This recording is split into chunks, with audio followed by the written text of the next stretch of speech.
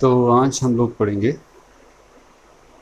Potentiometer device और थोड़ा सा ज़रा डिफरेंट एक ट्विस्टेड वे में।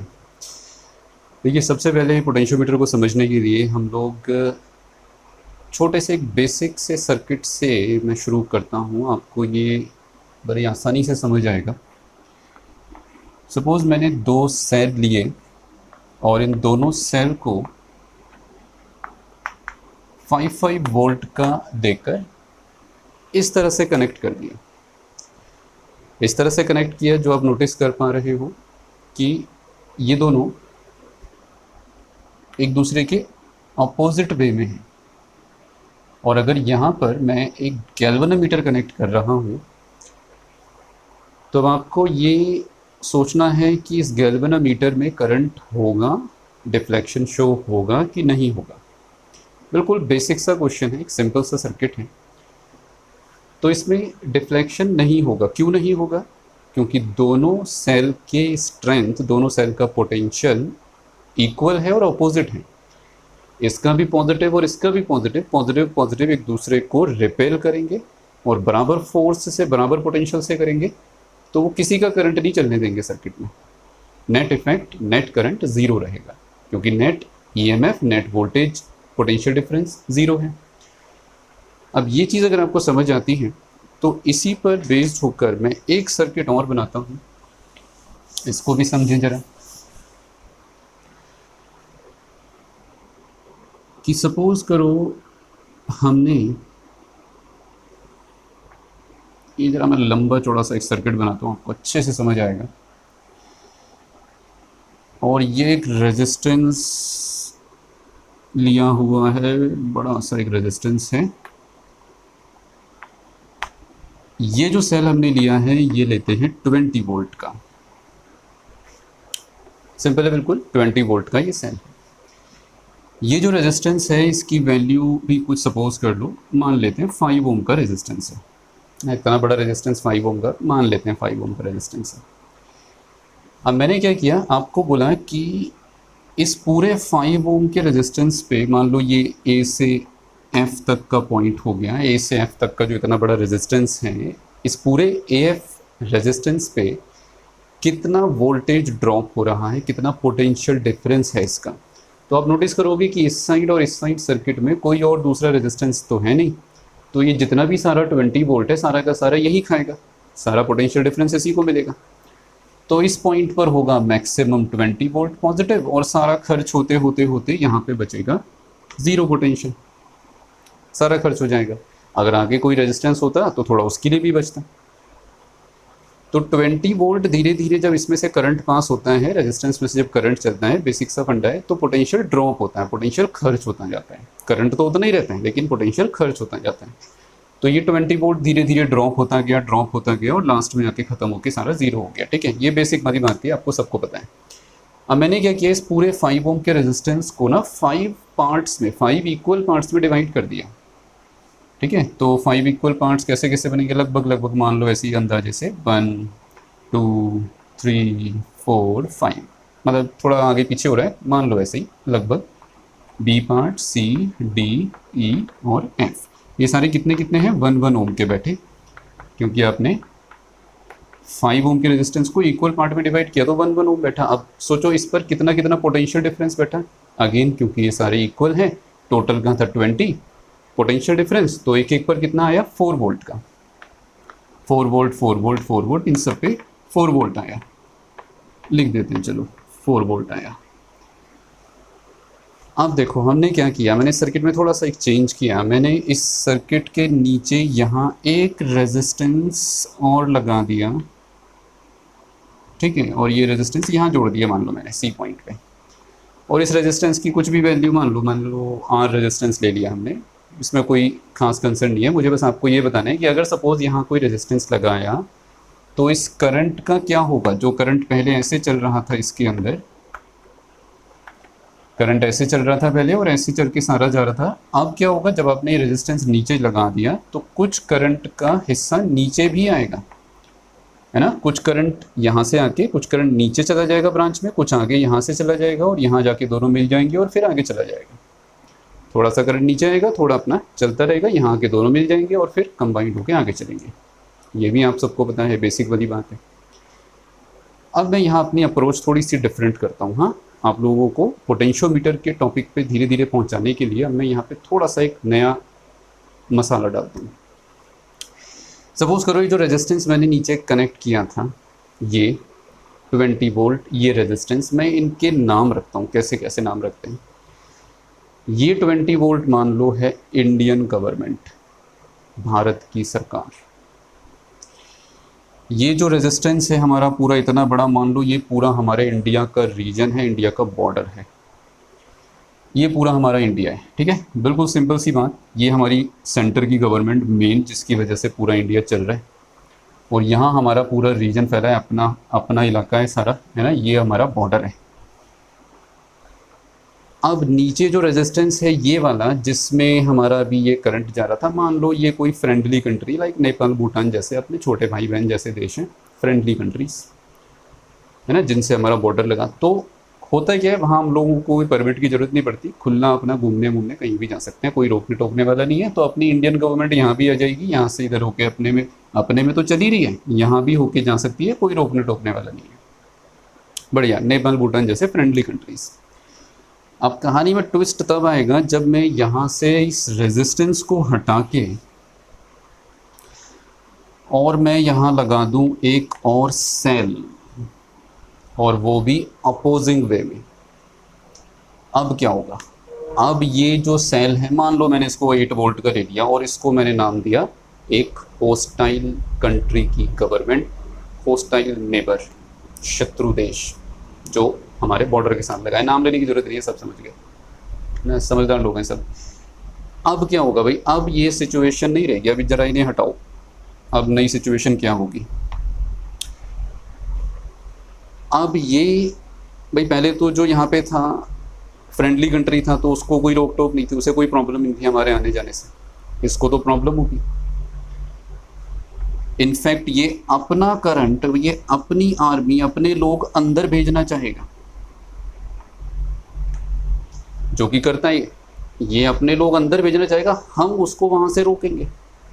भाई हम लोग पीसफुल कंट्रीज में से काउंट होते हैं, हम लोग दूसरे में नहीं घुसते, इतनी आसानी से तो नहीं घुसते, इतनी मनमर्जी नहीं करते हम लोग कि दूसरे में घुसते, लेकिन दूसरे को अपने अंदर भी नहीं आने देते। तो ये क्या करेगा? ये उसकी नेचर ये होगा कि वो अपना करंट इसके अंदर घुसाने की कोशिश करे, इंट्रूजन करे। लेकिन भाई हम लोग का भी तो बॉर्डर पे अपनी आर्मी खड़ी है। अब सोचो हमारी आर्मी कितनी है टोटल भाई? इनकी तो 8 वोल्ट, हमारी कितनी है? यहाँ से यहाँ तक, ए से सी पॉइंट तक, है ना, ए से सी पॉइंट तक का जो बॉर्डर इस वाले से मैच करता है, हम लोगों का जो बॉर्डर इससे लगा हुआ है वो है 4 + 4 8 वोल्ट का। अब भाई ये तो बराबर बैठा। ये तो बात ऐसी आ गई कि तेरा और मेरा फोर्स बराबर हो गया। तो जितनी हमारी आर्मी 8 वोल्ट की, उतनी 8 वोल्ट की उनकी। तो अब क्योंकि ये बराबर बैठ गए दोनों, है ना, इक्वल और अपोजिट डायरेक्शन के बराबर, तो भैया कुछ नहीं होगा ना। तो हम इसको अपने अंदर घुसने देंगे, और हम तो दूसरे में जाते नहीं हैं, आपको बताइए। अब जब इसको अंदर नहीं घुसने देंगे तो बेचारे इसका कोई करंट नहीं निकल पाएगा। अच्छा, अब कुछ लोग ये कह सकते हैं कि भाई इसका बंद हो गया तो हमारा क्यों बंद नहीं हुआ? हमारा तो करंट अभी भी चल रहा है। भाई हमारा बॉर्डर यहाँ ख़त्म थोड़ी हो गया, हमारा तो आगे तक फैला है। हमारा पोटेंशियल कितना है? 20 स्ट्रॉन्ग लोग होंगे अपन, 20 वोल्ट है हम लोग का। तो हमारा तो आगे का भी देखना है भाई। हमारी आर्मी यहाँ थोड़ी रुक के बैठी रहेगी, हमारी तो आगे भी चलेगी। तो 8 वोल्ट इन लोगों को संभाल लिया हम लोगों ने, तो बाकी का भी तो संभालना है। तो आर्मी यानी हमारा करंट तो आगे चलेगा, हमारा नहीं रुकेगा। हाँ, इनमें नहीं घुसेगा। ये लोग इतने पावरफुल हो गए कि इस 8 वोल्ट की आर्मी को ये 8 वोल्ट रोक के रखेगा, ये इधर नहीं घुसने देगा, लेकिन हम भी इसको अपने अंदर नहीं घुसने देंगे। तो इस बेचारे का क्या हुआ कि हम लोगों का तो 20 वोल्ट था, तो हम लोगों का तो आगे चला गया करंट सारा, लेकिन इस बेचारे का सारा 8 वोल्ट यहीं लग गया, इसी में खप गया। तो इस बेचारे का कोई करंट ना तो यहाँ से निकल पाएगा, और अगर यहाँ से नहीं निकलेगा तो फिर वहाँ से आएगा क्या? सीधी सी बात है। अगर कोई हम अपने अंदर आने नहीं देंगे तो फिर जाने का भी सवाल नहीं होता उनके। चलो भाई, सही बात। तो हमें पता चल गया कि भाई इनकी आर्मी की स्ट्रेंथ, भाई हमने नहीं जाके देखा उनके अंदर घुस के कि उनकी आर्मी की स्ट्रेंथ की थी, लेकिन हमने देख लिया कि अगर इनके लोग अंदर नहीं आ पा रहे तो जरूर इनकी भी हमारे बराबर की स्ट्रेंथ हो चुकी है इस समय। तो हमने अपनी इस 8 वोल्ट की स्ट्रेंथ से उनकी जो स्ट्रेंथ को गैस कर लिया। ये है पोटेंशियोमीटर का फंडा। अगर मान लो ये अननोन होता, ये छुपा हुआ है, ऑफ कोर्स हमें नहीं पता उन्होंने अंदर क्या क्या दबा रखा है, मान लो हमें नहीं पता, तो हम इससे गैस कर लेंगे भाई। अगर हमने 8 वोल्ट यहाँ पे अप्लाई कर रखा था और उसके बाद वो नहीं आ पा रहे थे ऊपर, तो इनका करंट ऊपर नहीं आ पा रहा था, तो इसका मतलब इक्वल अपोजिट की कंडीशन बैठ चुकी थी। तो यहाँ अगर मैं गैल्वेनोमीटर लगा के पूछ लूँ कि इस समय इसमें डिफ्लेक्शन होगा कि नहीं होगा, ज़ीरो, नो डिफ्लेक्शन।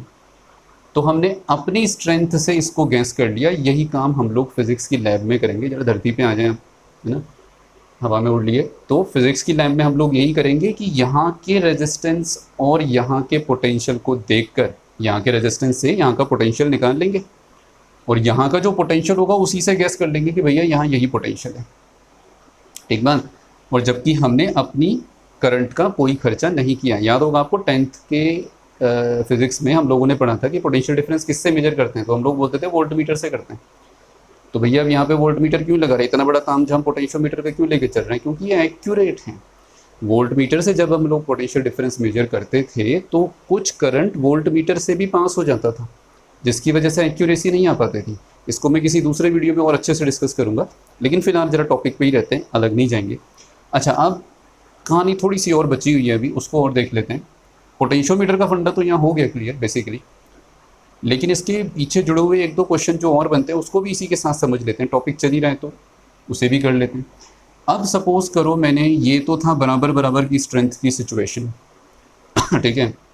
हमने क्या किया, थोड़ा सा इसमें चेंज किया जरा, है ना, पावर पॉलिटिक्स चेंज हुई और अब ये कनेक्ट होके यहाँ आ गई, बी पॉइंट पे कनेक्ट हो गया। अब क्या होगा, अब देखो भाई, अब हमारी आर्मी पड़ गई छोटी। ये है 4 वोल्ट केवल, इनका है 8 वोल्ट। अब तो मामला गड़बड़ हो गया। ये 4 वोल्ट का पोटेंशियल डिफरेंस, ये 8 वोल्ट का पोटेंशियल डिफरेंस, ये हम लोगों की आर्मी जो बॉर्डर पे खड़ी है वो 4 वोल्ट की रह गई, इन लोगों की 8 वोल्ट की ज़्यादा हो गई। तो भाई नेचुरल सी बात है, इस बार तो इनका करंट चलेगा, इस बार तो चलेगा इनका करंट। लेकिन कहाँ, ये नहीं कि वो दिल्ली तक पहुँच जाएगा, दिल्ली तक नहीं आएगा, ऐसा तो अगले जन्म में भी नहीं होगा इनके साथ। यहाँ से चल के और बॉर्डर पे जरा थोड़े बहुत हाथ पैर मार के ये वापस आ जाएगा अपने एरिया में। इतनी औकात है बस इसकी। ये 8 वोल्ट, वही 20 वोल्ट है, वहाँ तक तो सपने में भी नहीं पहुँच सकता। यहाँ से चलेगा 8 वोल्ट, थोड़ा इंट्रूजन करके, थोड़ी घुसपैठ करके, बॉर्डर पे हाथ पैर मार के वापस आ जाएगा। अपना नहीं रुक रहा, देखो ध्यान से, अपना चलेगा, अपना भी चल रहा है, अपनी प्रॉपर पेट्रोलिंग चल रही है। लेकिन इस बार क्योंकि इसकी स्ट्रेंथ ज़्यादा हुई, हमारी कम पड़ गई, तो इसका करंट इस बार ऐसे चलना शुरू हो जाएगा। ठीक बात, कोई दिक्कत नहीं, इसको भी निपटेंगे। अब इसने क्या किया, इसने ज़रा तैश में आके, है ना, थोड़े लंबे हाथ मार लिए इस बार अपने इसने फैला दिए हाथ ई तक। इस बार ये पहुंच गया कि मैं तो ना नेपाल की साइड से भी घुसपैठ करूंगा और मैं भूटान की साइड से भी घुसपैठ करूंगा। इसने जरा थोड़ा लंबे हाथ फैला दिया। अब तो हो गई बस, अब बस हो गई भाई। अब क्या होना है, अब ये सिचुएशन हटाओ जरा, अब ये सिचुएशन नहीं है, अब क्या रहेगी सिचुएशन। अब देखो जरा हमारी आर्मी की स्ट्रेंथ, 4 और 4 8 और 4 12 और 4 16 वोल्ट की आर्मी, और ये 8 वोल्ट की डबल हो गई भाई। अब नहीं बचेगा ये, अब तो घुस जाएंगे, अब तो घुस के मारेंगे। इस बार अपनी आर्मी घुसेगी अंदर, पहुंचेगी उनकी कैपिटल तक। ये घुसी आर्मी यहाँ भी अपने में तो जा ही रही है, अपने में जाने का कोई नहीं है, ध्यान रखना, उसमें कोई कन्फ्यूजन नहीं है। अपनी आर्मी अपनी प्रॉपर अपना काम कर रही है अपनी बॉर्डर पे। यहाँ से अब इसके 2 हिस्से बढ़ जाएंगे भाई, अब इसको ओवरकम कर जाएगी और इनके एरिया में से होती हुई वापस अपने अंदर आ जाएगी। अब दोनों में चलेगी, अपने एरिया में भी चलेगी और इनके एरिया में भी चलेगी। हद हो गई भाई, ठीक है ना। तो ये सिचुएशन होगी, इस बार करंट ऐसे चलेगा। देखो प्यार मोहब्बत की बात करते हैं हम लोग, ज़्यादा लड़ाई झगड़ा वाला नहीं करते। पोटेंशियोमीटर का मेरे दिमाग में एक आइडिया आया, टेंशन आजकल बॉर्डर की चल ही रही है तो मेरे दिमाग में आया, इसलिए मैंने बना दिया। ऐसा हम लोगों का किसी दूसरे कंट्री से कोई जाति दुश्मनी नहीं है। इनफैक्ट गवर्नमेंट टू गवर्नमेंट होती हैं अच्छी बुरी, लोग हमेशा अच्छे ही होते हैं। और इवन हमारे आस पड़ोस के लोग तो बहुत अच्छे हैं, चाहे जम्मू कश्मीर की साइड के, उस साइड के लोग, चाहे इस साइड के लोग, बहुत सीधे साधे से लोग हैं। तो वहाँ नहीं जाएंगे अब लोग ज़्यादा, हम लोग फिजिक्स पर ही रहेंगे। वैसे भी हम लोग साइंस वाले बंदे हैं, ज़्यादा पॉलिटिक्स वॉलिटिक्स हम लोगों को डाइजेस्ट नहीं होती। अब हो गया मेरा तो देखो पेट भर गया इससे। अब आप लोगों को समझ आया कि नहीं, इस चीज़ को मुझे ज़रूर बताएं।